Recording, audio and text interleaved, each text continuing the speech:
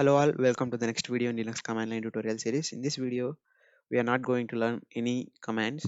We are going to learn some useful things for file manipulation in Linux.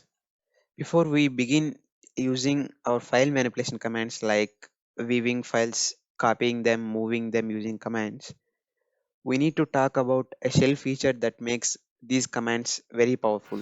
They are called wildcards or regular expressions. Since the shell uses file names so much, it provides special characters to help us rapidly specify a group of file names. These special characters are called wildcards or regular expressions. Using wildcards allows us to select file names based on patterns of characters. So some of the wildcards are star, which matches any character, and question mark, which matches any single character, and a list of characters in closed square braces. This wildcard matches any character that is a member of the set characters. And then using exclamation mark in the set matches any character that is not a member of set of characters. Exclamation mark is used to signify not. And then using class names. Using class names matches any character that is a member of a specified class. Now let us see some of the important class names. Some of the important and common character classes are alphanumeric, all numeric, matches any alphanumeric character, alpha, which matches any alphabetic character, digit, which matches any numeral, lower, which matches any lowercase character, upper, which matches any uppercase character. The classes should be between two colons. Now let us see some examples of patterns and see what are the files that matches them.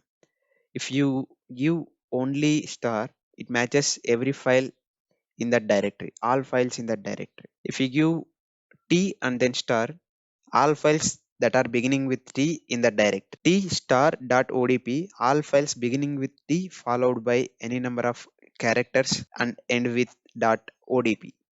Data question mark question mark question mark, all files beginning with data followed by any three characters.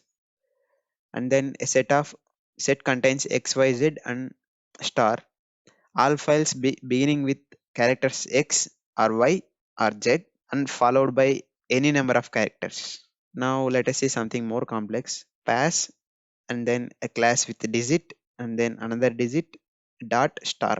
All files beginning with pass followed by two digits and a period and ending with any number of characters.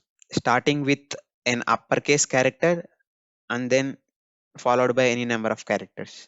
Here, which does not start with any alphanumeric characters followed by any number of characters.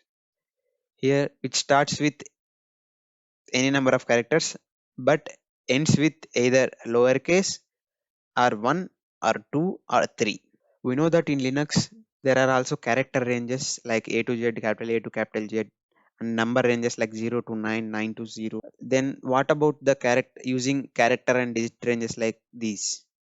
What will happen when we use them? We can also use these character ranges when we are using commands, but in Linux almost all operations in Linux are irreversible.